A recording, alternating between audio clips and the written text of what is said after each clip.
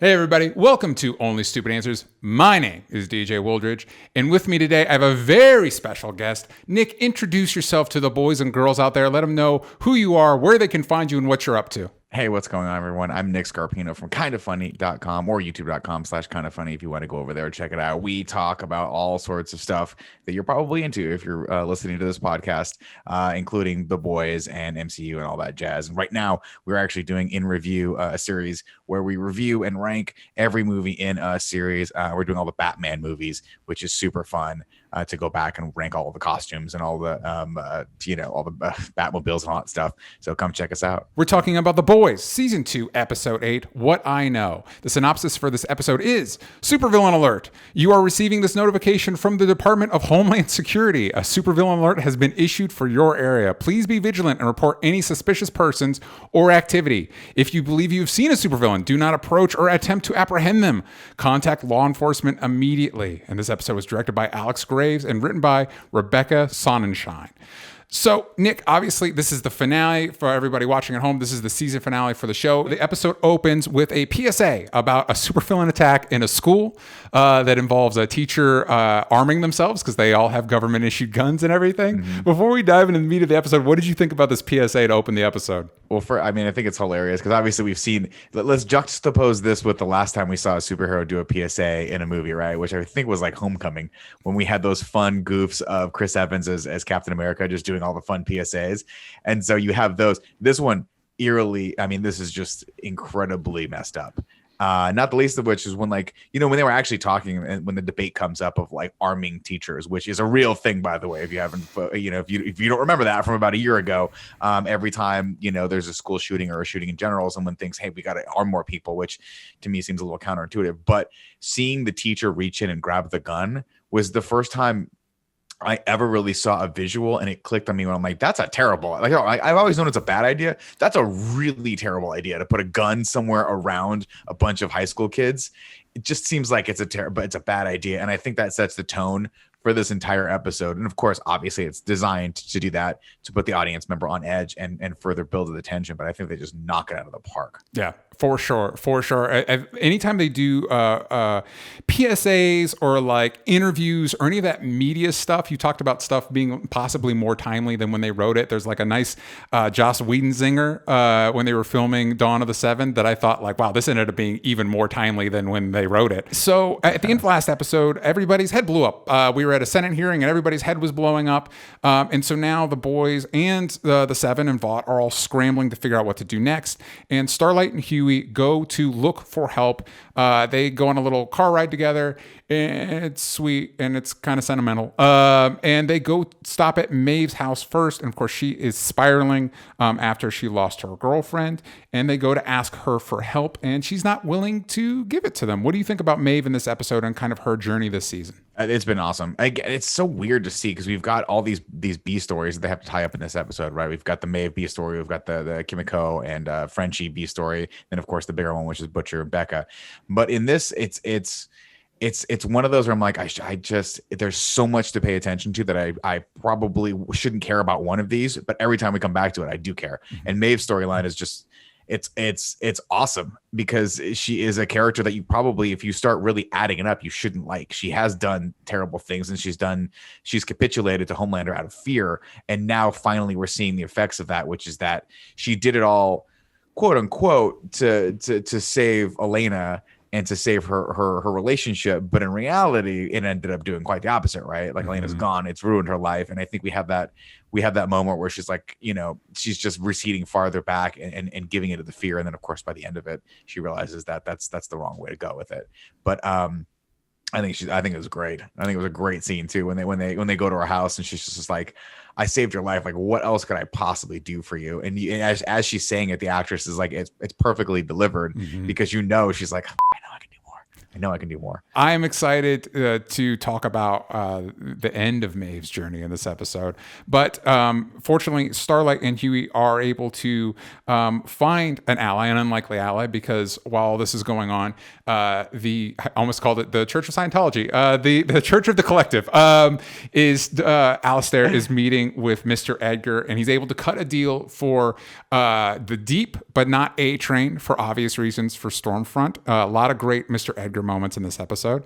A-Train is not having it. He's not happy about it. So the Church of the Collective has a whole folder on Stormfront. Apparently she had a relationship with Alistair's grandfather, and he gives that to Starlight and Huey. I liked this bit. I didn't really like the hand wave of like, oh, my heart's fine now. It's like, okay, I guess, sure. That could have used a little bit more exposition.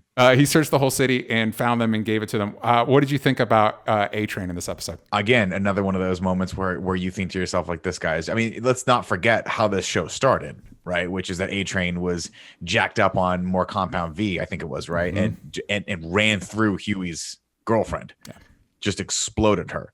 And so to have him come at the end of this and do this, it's not, I wouldn't say that they made him sympathetic, but you do get to a point where you're like, all right, I like the sort of Game of Thrones-ish gameplay here that you're doing. I respect it. And I think it's cool to always see how they build these moments, and then it feels validating when he actually does, figure out how to get back in. Yeah. Not to say that he's a good character at all. He's still a piece of shit. But sorry, you have to put that one out too. But the fact that he gets in when he gets into the car and pulls the sort of like, it took me like 5 minutes to find you guys. I can run around in the whole city. Terrifying. But then, I thought it was cool. Yeah, absolutely. And I liked the payoff here. And it also pays off them saving his life in the previous season, that it actually benefits them, and it was the right decision for them to do. And you see that a little with Starlight too, right? Where I think that's, I mean, I don't want to say it's a hallmark of a good show now, but we're seeing it in shows that we all love. Like, I don't know how you felt about the first few seasons of Game of Thrones, but I like when they put the characters in those moral dilemmas where there's a bad decision and a worse decision to make, and you have to kind of, Starlight started as this unbelievably pure person, but in the last few episodes, we've seen her dip into sort of that darkness and have to kind of get her hands dirty and make those deals. And this is yet another one of those where she knows that A-Train's bad, but she's like, he's helping us. So this, it's weighing those. Do I take this favor from a person who I know is bad for the betterment of this thing that I'm trying to accomplish? And I think it's always fascinating to put those characters in those spots. Yeah, I can't imagine them. I think that's going to even escalate in future seasons, which we'll get into more of that in a little bit. A decision that did not pay off great was Becca's decision to not run away with Butcher, because now Ryan is off with Homelander, and she escapes apparently pretty easily from the compound she's being held in, and she returns to the hideout of the boys based on what Butcher told her in the previous episode, and they're all very cute around her because they've heard about Becca, but they've not yet met her. And Butcher tells her that he will save Ryan, and this leads to what is hands down my favorite scene in the episode. It's where Butcher meets Mr. Edgar, played by Giancarlo Esposito, and their repartee. To me, this is like, we'll get into some big twists and great action moments and everything, but this is the heart of what makes good storytelling. Is just if you can get two interesting characters in a room and have them have to hash out something, and the dynamic between Butcher's goals and trying to understand Mr. Edgar's goals and finding more about his feelings about Stormfront, because of course he would have them, was my favorite scene in this episode. What did you think about Mr. Edgar's dealings with Butcher? Well, first off, it made me want some of these Gruyere puffs that he's talking about, because they did in fact look great. I mean, look, when you've got Giancarlo Esposito is arguably, God, he might be one of the greatest bad guy actors ever. And it's because he plays it so straight. He does not play it like I think his way of finding that character is to convince himself that he is not the character of Stan Edgar is not a bad guy. He's just a person doing business. And you saw that sort of similar. I don't know if you watched Breaking Bad or not. Oh yeah. When he played Gus on Breaking Bad, like kind of a little bit more self-aware in that one, but he has this great way of delivering these things where if you're not staying sharp with him, you're like, no, that makes a good point. Like, this guy is just about the bottom line, making that money for those shareholders. And if I had shares, wait a minute, no, this guy's a terrible human being. What is it? What are we talking about? And then of course you put it in the moral dilemma of who's the good guy in that scene? Yeah. Because there really isn't one, right? Butcher is being completely selfish and going to do something that he's trying to convince himself is for the good of Becca and for the good of him, but he knows he knows he can't, it's a crap move. But that scene is all dialogue, no action, and probably the best scene in the whole movie or in the whole episode. Yeah. Yeah. Another complicated interaction is later with Homelander, Stormfront, and Ryan to try and get Ryan Moore on his side. They take him to I don't even remember the name of the thing. It's like a Vought themed restaurant. And of course, it's like Planet Vought, I think. Yeah. Planet Vought. They take him to Planet Vought, and then he freaks out because he's never been around a crowd before. So they take him to Homelander's cabin, and Homelander and Ryan have a heart-to-heart, a couple heart-to-hearts that are actually pretty genuine. Like this is the most vulnerable I feel like I've ever seen Homelander. I think they do a really interesting job here because obviously like the most effective bad guys are the ones that you start to understand what made them and what their motivations are. I'm not saying that the understanding absolves them of anything, but I think it's really interesting to give Homelander the backstory that he got, similar to the Deep, right? Where we've got some of the Deep's motivations earlier on in some of the episodes, and you start looking at him differently. Where you're like, wow, this is a cycle of abuse, and this person was, specifically in Homelander's case, raised horribly and probably the worst possible way you could raise someone who had these powers. What did you think was going to happen? But then he has this one very humanizing moment where he said, I had the exact same reaction you had the first time a crowd mobbed me, but I knew how to fly, so I could fly away, but they found me crying. And the kid goes, you cried? And then he has that moment where he's like, nope, put the armor back on. Well, I only cried for a few seconds, and then I flew away because I can fly, and you'll learn how to fly too. But it's a person who doesn't really know how to be an adult or a real human trying to raise a kid, and they're sort of finding it together. But of course, that is very short-lived, because when the security team comes back in, holy crap, what a scary moment. And you know what? Let's just say it. Shout out to Anthony Starr, right? That's the actor's name, right? That plays Homelander. Yes. I want to make sure I get him right. Yeah. He is far and away, I mean, he's got to be the best part of the show. He's just... I know I just said Giancarlo Esposito was, but those two are like polar opposites as far as how they play the bad guys, but they're both fantastic. Because Anthony Starr has that like he has that I am calm right here, but right below the surface is just psycho. Versus Esposito has a little bit more of like, I will never crack, you will never break me, I'm smarter than you. And I think those are so fun. And that scene they had, I think it was the first or second episode, where they go out against each other, and without even breaking a sweat, Edgar was like, I own you. Like, there's nothing you can do. And he's like, shoot, you're right, But man, I love how this ended too. I love that Homelander is never going to get his comeuppance. He's just going to be the bad guy. He's going to be this like second bad guy, second fiddle for every season now, and I'm all for it. They are definitely holding on to Homelander for whenever their final season is. Like he is the one, and trying to figure out how exactly you stop a Homelander in this universe is such an interesting question I play every time he's on camera, because at some point you gotta, because he's a nightmare. Like he's just I think you're right. I've said in previous reviews and everything, like Homelander is far and away one of the best supervillains we've gotten in superhero media in this like boom that we're in. He's so interesting and so terrifying and so petty. Part of it is he's petty, but even in this, even he has his limits, because I like when Stormfront, like they're trying to get Ryan to use his laser vision, and Stormfront goes on this like wild rant about white genocide, and even Homelander's like, what is this? What are you talking about? She talks about the white genocide, and Homelander's like, I don't know if I can get on board with that. Yeah. He has, and again, shout out to Anthony Starr for that perfect look that he's like, okay. Well, this is my girlfriend. But, I'm not gonna. Yeah, but I love that the root of Homelander's evil is insecurity. I love that no matter what he says, even that last shot of him where he's like, I can do anything I want, but the actor plays it so perfectly, because you're like, do you really believe that? Or are you just trying to say that to yourself over and over again? You're trying to tell you, like, there's multiple moments in the whole show where Homelander has those, he has to talk himself up, but like, people love me, everyone loves me, I have a higher rating than this and this and this, and that's all. It's just so funny, because you take one step back from that, and you look at it, you're like, you just see that same sad boy that never got any love when he was young, and that has led to just a life of insecurity and then made just this horrible monster. But I think, by the way, to answer your question of, and this is I haven't read the comic books at all, and I don't know what they're doing with season 3 or 4, but I think we've already seen Homelander's one and only kryptonite, which would be the kid. I don't think I think they did a really smart thing, which is that they have not introduced his kryptonite yet. And I think that, I don't know when that's going to be, and obviously that's a good element they can introduce, in season 3 or season 4. But I think it's going to be the kid. I think the kid's going to have to take him down.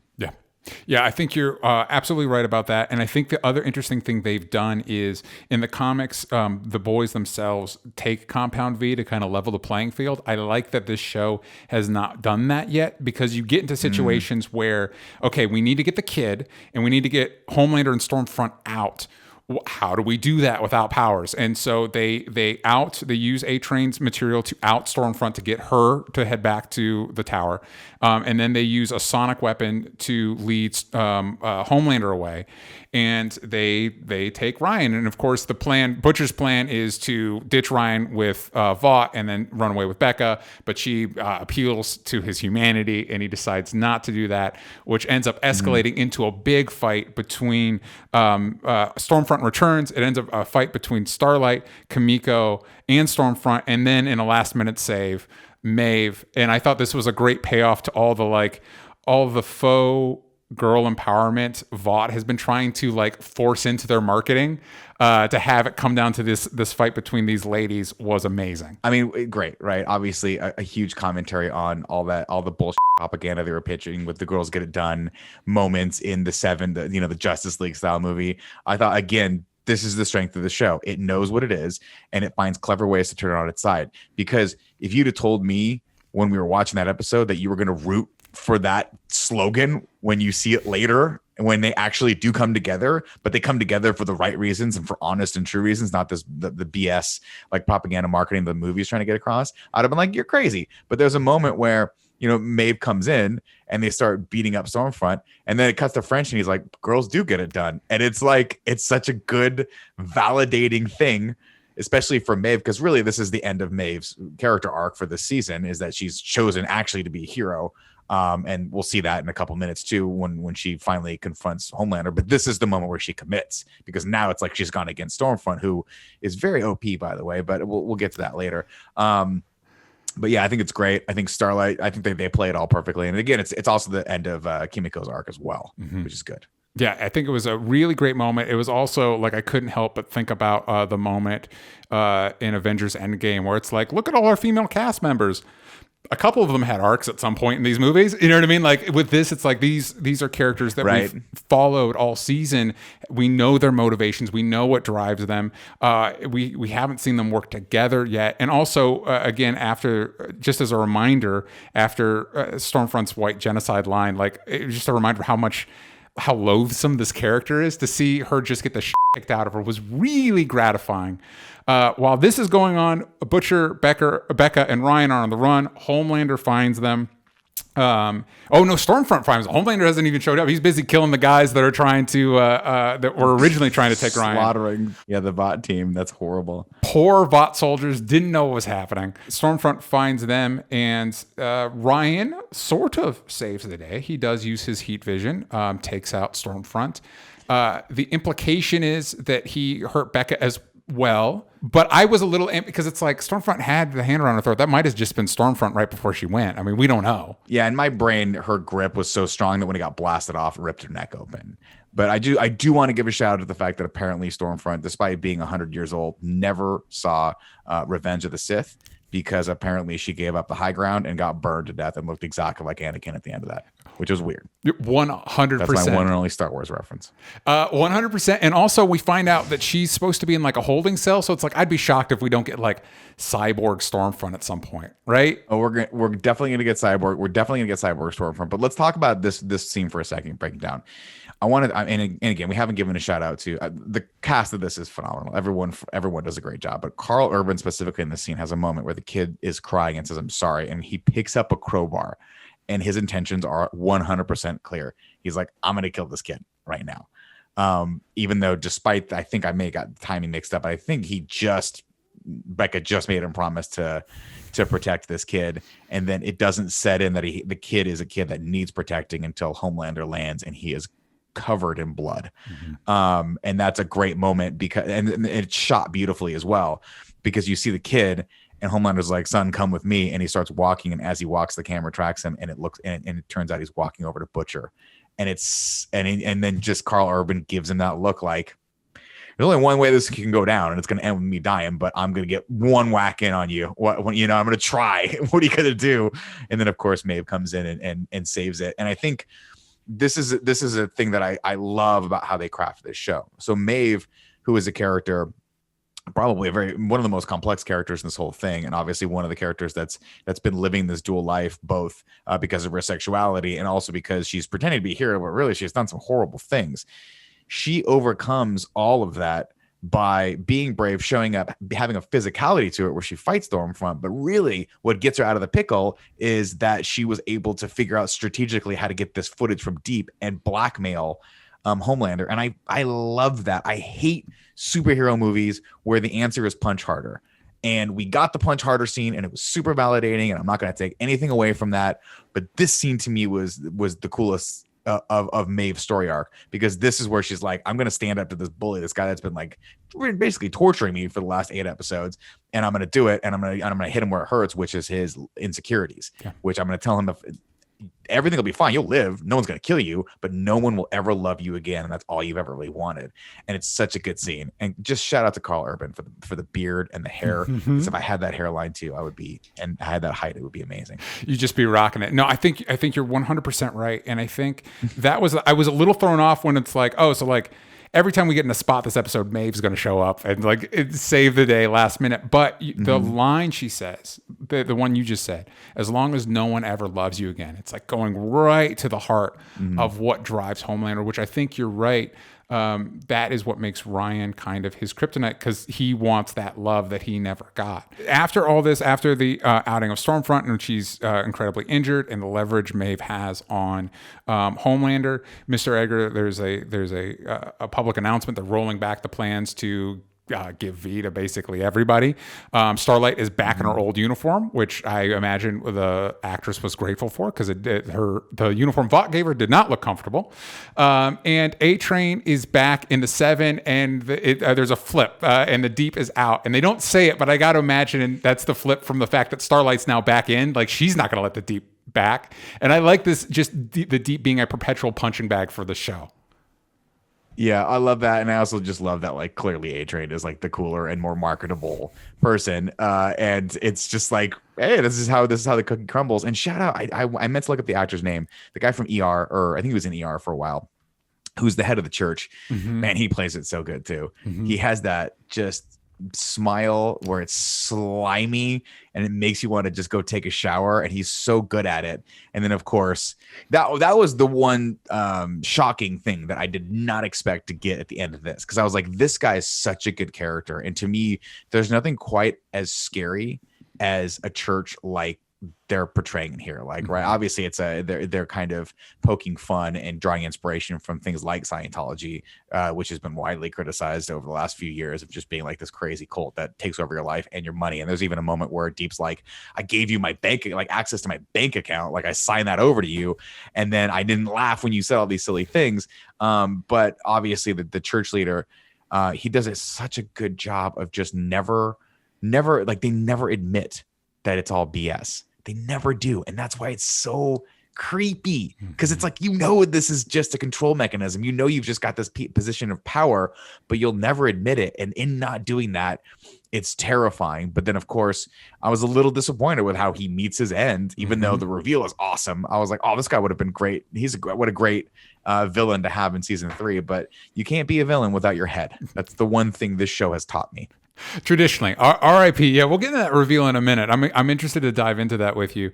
So Ryan goes off with the CIA with Mallory. So I guess Butcher is not going to be the one raising him. With us, be honest, that's probably for the best. And Butcher has probably the best parting words you could ever give to a young boy. which is don't be a see you next Tuesday, which is great. It's advice we could all follow. And the boys have their records cleared, and MM is able to go back home. French and Kimiko go dancing, and Huey and Starlight appear to be back together, and everything seems like a relatively happy ending. But I don't know about you, but I was sitting here going like, well, but who's blowing up people's heads? Like I need to know. And we find out that it is Senator Newman. And I am going to be honest with you. She blows up, as you were hinting to earlier, she blows up Alistair's head because he's trying to make deals with her now that Vought's not out of the picture, but kind of under her thumb. And I had mixed feelings about this. Reveal for a couple reasons. One, like you said, Alistair was a great villain, and this kind of made the Church of the Collective plotline seem kind of irrelevant. You know what I mean? It's just done now. And also, well, is it though? Because obviously I forget the actress's name. She was in Friends for a long time. She did a good arc on Friends. We've got her, and she's creepy too in this role. She's perfect as that sort of cult leader. So there's nothing saying that someone can't rise into that position. But I think that the reveal of Congressman Newman being sort of first off, everyone, we do a podcast as well. We're doing our reviews on Screencast on Fridays. What up this morning? But everyone thought it was the shaved head Compound V trial person from Sage Grove. Yeah. And I was like, I don't think it is, because I think they would have needed to build that up more. This came out of left field, but man, what I like about this, and I'll disagree with you a little bit, is that I don't know her intentions now. Yeah. Because before, it's very clear. Vought, world domination through money, grow the company, get everyone. Stormfront's motivation is very, very clear. I don't know this, all of a sudden, Congressman Newman goes from being this altruistic, what we would want in a politician, to being even more evil because she's somehow managed to hide the fact that she's a super from everyone else on the planet. And it's very, very provocative to feel like what are her motivations? What's she going to do? And obviously power probably being one of them, but man, Stormfront threw me for a curb. So this could be anything. Who the hell knows? Who knows? I don't believe Victoria Newman is in the comics. So there's no precedent there. I will say part of my hesitance might be from the fact that Matt Robb was on the show last week, and he threw out the theory that instead of it being like a psychic head explode situation, that it might be like a shrinking, like an Ant-Man or the Atom type character shrinking and going in people's heads. And I did like that theory. The other thing that it kind of throws me off is multiple people I've talked to have compared this character to AOC. If you look at her, this character's bio on... Oh, no, this is 100% a nod to AOC. Yeah. Which is why it's so much more messed up that they made her the bad guy. Well, yeah, and I think that's where some of my concern comes in is it makes me wonder what point are you trying to make? Is this one of those, South Park is pretty famous for this, where it's both sides are bad, don't trust anybody. And it feels like in this current political climate, while I understand, I too am suspicious of institutions and politicians, that particular stance is not a particularly good, helpful one in the current political climate we're in, because it's not, they're not all created equal at the moment. Yes, and I would love to interview the writers and see what their motivations with that. But I would guess their motivations were a little less to have something deep and meaningful come across, and just more to be like, gotcha. This is a fun twist, and that was a person you didn't expect, and she's there, and it's what a great fun sort of villain role to take on for the actress that plays the Congresswoman, because she played it so great the entire time. I believe the entire season I was like, oh, that's it. This is going to be the person that takes down Vought. And then by the end of it, you're like, man, I've been duped by everyone. But I think that thematically is what they were exploring, right? Which is that murkiness, which is that you never know who you can't trust. You can't even trust yourself, especially if you're Starlight. She killed someone, for Christ's sake. Yeah. So, I mean, we haven't talked about that, right? I'm sure you talked about it during the episode, but she murdered a guy, and we're okay with it because it's for the great, supposedly for the greater good. And Butcher and her had that one great scene where Butcher gives her you're one of us now, and she's like, don't give me that. I'm not one of you. This is not how this went down. But yeah, I don't know. I mean, it is interesting. I do think there maybe there is a little bit of a commentary on like all politicians or politicians, depending on, it doesn't matter what side they're on. But I don't know. I think this was a little bit more angled toward just like hey, we're going to get people with this. It'll be a fun twist, and that will get people jazzed for season 3. Well, speaking of season 3, do you have any thoughts or theories about where we go from here and what season 3 could look like? The only thing I know is that we are going to get an appearance from Soldier Boy, I believe. I would imagine, based on, they've talked about him a little bit this season, it's going to be in a flashback. But other than that, I don't know what to expect. Other than Newman will probably be one of the villains. I mean, definitely. And I think I don't know for sure, but they've already sort of teased up the fact that he was like, "Are you sure you want to go back into that boardroom, into that building?" And she's like, "Are you going to be safe?" Huey asked Starlight that, and she's like, "No, I'm not going to be." So I think a lot of it is going to be that we're going to continue that weird, messed up cat and mouse game between Homelander, Maeve, and Starlight.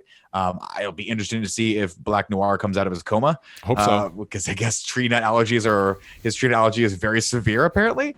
Which, by the way, is one of the funniest things that anyone's ever done or written on a page. The fact that this like just unstoppable marauder ninja character could be taken out by an almond joy bar. Just perfectly indicative. That sums up the show in a nutshell. No pun intended. But I think a lot of it's going to be those dynamics, and they're going to have to introduce a couple other bad characters. But what's more interesting is seeing this is the first time we'll have seen these characters not on the run, and we've already teased up that Butcher is now potentially going to be working for this government agency mandated by the president to keep an eye on Supes, which, if I'm not mistaken, is sort of where they started in the comic books, right? That's my understanding too. Yeah, I think I read the first issue, and they were like actually CIA operatives that were a government. I say these things, and then I say, correct me if in the chat, and then I never check the chat. So I'll Google it later, everyone. If I'm wrong, I apologize. If I'm right, we're welcome. But I'm interested in that. I'm interested in seeing when the boys get back together, how they're going to fight this whoever the new Supes are going to be. And now that Huey's sort of on the inside, how is he going to be used by both sides to be pitted against each other? I think you're going to get a lot of that. Yeah. And I got to say, having Huey be a coffee boy for a politician is probably a much better use of his skills than any of the clandestine stuff he ever tried to do this season. We get a little bit more of Huey trying to use a gun this episode, and he's just bad at it. He's just not good. But and I love that, right? And again, I think you hit the nail on the head, right? What this show does so great is that they present these characters with these situations that are insurmountable. And anything from, the bad guys are just unbeatable. Homelander does not have any kryptonite. There's nothing that can take him down. And so it's interesting putting Huey in those situations and seeing, because really his only strong suit is that he has a moral compass and no one else seems to. And so it'll be very fascinating. What a writer's dream, how they got him in this situation where he's now working for someone where he thinks that moral compass can like do really good, but he doesn't realize that he's going to be helping maybe one of the baddest people on the planet. We don't know. It's going to be cool. We don't know. I'm very excited to find out where it goes. You all can let me know your theories on how right we are about the comics in the comments down below. And then I'll look, and then I'll mail it to you if we're right or not. I'll let you know. Man, please snail mail me those comments. Yeah, I will. I'll put it in an envelope and send it to you through UPS. So Perfect. Before we go, remind the kids at home where they can find you, what you're up to, what they should check out. You guys can follow me on social media platforms at Nick_Scarpino. And then, of course, if you want to hear us talk about Batman, we're also doing The Conjuring in review, which is my first time watching those movies, and I'll be damned if I don't like them. I was trying to make a damned to hell joke there. It doesn't matter, ladies and gentlemen. Go over to youtube.com/kindoffunny, or if you like video games, youtube.com/kindoffunnygames, and check us out.